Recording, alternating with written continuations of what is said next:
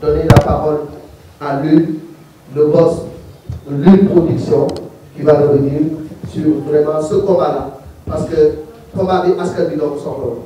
axlu làmb moo ko soxla woon boo bëggee soxla ko Tapha Tine soxla ko nga démarché ko ba taxawal ko naka nga def ba lié partenariat ak Eric Favre ba tey jii ñu am événement bu mag. Merci Malick maa ngi leen di nuyu d'abord ñi fi toog ñëpp seen présence di nuyu le super boss nee na man maay boss bi moom mooy super boss muy Eric Favre di nuyu aussi monsieur Thiam mooy Mar borom Kajoor di nuyu aussi sama xarit El Hadj Thioune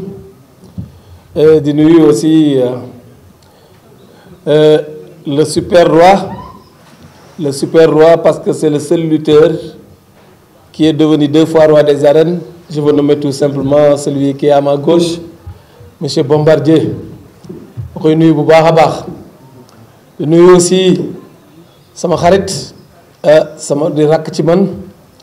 di ku baax muy Moustapha Tine bi nga xam ni xale la bi nga xam ni j'ai beaucoup d'estime envers lui aussi di leen ñaanal bu baax a baax xam nga nag Malick pour ma jot ci Eric Favre yàlla lu ci nekk dafa am fu mu koy jaarale damay toog ak El Hadj Thioune ñuy waxtaan yàlla jaarale ko ci loxoom ñuy waxtaan maak moom ci mbiru loolu boobu mu expliqué ma ne am na xaritam bi nga xam ne ci loolu domaine boobu lay yëngatu ba ñu toogee ma présenté sama projet waxtaan ak Eric mu séduire ko projet bi séduire ko aussi mu accepté et bara ñëw pour non seulement dugg ci làmb mais ñëw sponsorisé ma ànd ak man ñu def làmb Eric nag ñëwul rek pour làmb dafa ñëw pour sport en général dafa ñëw dugal loxoom ci lépp li nga xam ni luy doxal jeunesse bi la luy dimbali xale yi la jëkkewul ci làmb jëkkoon na fi ñëw am yu mu fi organiser Sénégal donc bu ñëwee ci làmb ñun ak lu làmb dañuy kontaan ci loolu talal suñu loxo bu baax a baax di moytu nag comme ni ma koy waxee toujours rek xam nga Sénégal dañoo mën a yenni gan waaw yàqkat yi yàlla nañ si yàlla musal ku ñëw rek dinañ leen def yàqal la ba dootoo dellu si kii nag moom kenn mënu fi dara pik ak pel la ku ko jéemat da nga ciy ruus rek ñu ko si jéem ñëpp gàcce dong nga ciy jëlee waaw kon boog yàqkat yi na ngeen toog bu baax a baax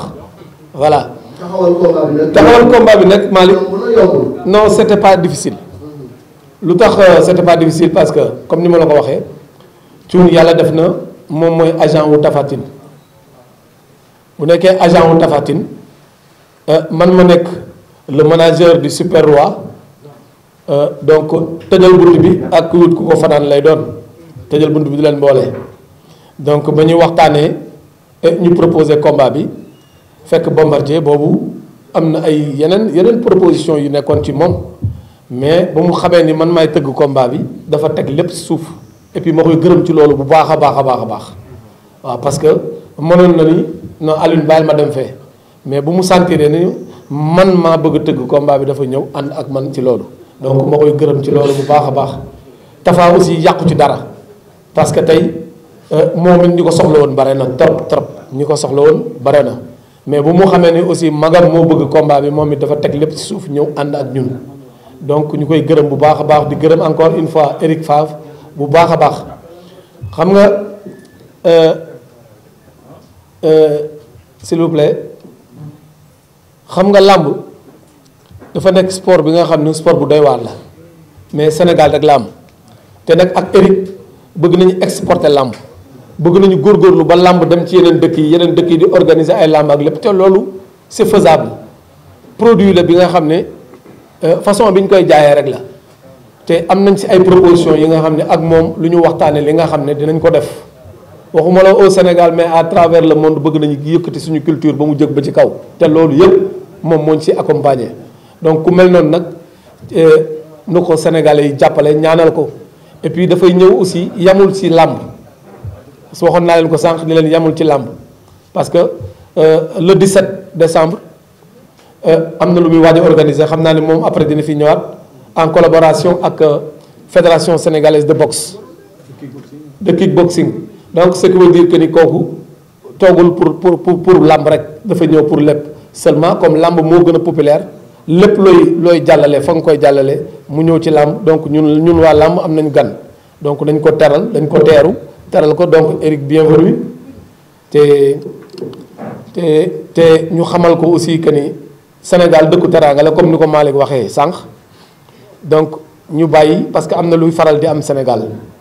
loolu du ma jóg toujours di ci revenir moom mooy jàmbaar bu jóge fa la ñëw bëgg a jàppale làmb dinañ la def ay coups bas ba nga découragé dem toogaat yéen ñëpp li may wax xam ngeen ci dara kii nag nañ ko bàyyi dafa ñëw pour jàppale làmb nañ ko jàppale ci loolu bañ ko fi ñëw di ko fi defal récemment moo geet ñëw na fi am na ay projets yu bari yu mu bëggoon def mais gis ngeen fu mu mujjee donc nañu xool bu baax li ñuy def bu ñu bëggee làmb ji avancé nañu jàppalante bëggante suñu biir loolu rek comme ça làmb ji dem ci kanam Malick bu dee amoo beneen question. jërëjëf Alioune wax ji rafet na macha allah dañuy jox rek. Malick nga may ma. fa laa waroon commencer sax may def mention spéciale sama xalif général muy Alaaji Gaston Mbengue man tey bu ma lu ma xam ci làmb bu ma demee ba nit ñi ñëw di wax ak man di ma def loo yenn yi wala ma nekk promoteur wala ma nekk manager loolu yëpp Gaston la donc grand maa ngi lay gërëm bu baax a baax et di la ñaanal et di wax ni fi nga teg sa tànk foofu la et yal na la yàlla dolli jàmm bu baax a baax a baax ma koy ñaanal sama kilifa googu parce que 25 ans du 25 mois et j'ai fait 25 ans avec Gaston donc ça veut dire que 25 ans de succès la moom def na 30 ans ci làmb donc 5 ans rek la ma jiitoo ma ñëw ci moom te defe naa ne ñi fa gën a ancien man ak kuñ naan Bada Dione la Bada Dione bi nekk ci écurie ñoom Tapha Tine waaw ñun ñoo ko dar di ko jàppale boobu ak léegi Bada nag sous-marin la day nekk ci suuf di liggéey te nit ñi ñu xam lu muy liggéey muy nit ku baax egsi na ñu koy gërëm moom it ci loolu bu baax a baax a baax a baax a baax yàlla na yàlla dolli jàmm. Merci Alioune pour ces éclairages, ces éclaircissements. Donc Eric, il est revenu un peu sur les contours de votre partenariat qui est vraiment salutaire pour la lutte sénégalaise parce que vous avez ensemble beaucoup de projets et il demande vraiment aux Sénégalais et aux Sénégalais et principalement au monde de la lutte de vous ouvrir les bras et de vous accueillir parce que vous êtes quelqu'un qui est venu apporter en plus. Ouais. Parce que chez nous, on dit qui n'apporte pas plus, apporte moins. Et vous êtes en train d'apporter en plus. Et c'est une chance pour la lutte sénégalaise que d'avoir un maître dans l'événementiel, un professionnel de l'événementiel pour accompagner l'une production dans le processus justement de professionnalisation de notre lutte et de la façon de l'organiser. Il parle du processus d'internationalisation, pourquoi pas, parce qu'il y a eu quelques balbutiements dans un passé récent, mais les choses ne sont pas allées plus loin. Il faudrait peut-être avec Eric Favre pousser encore parce qu'il y a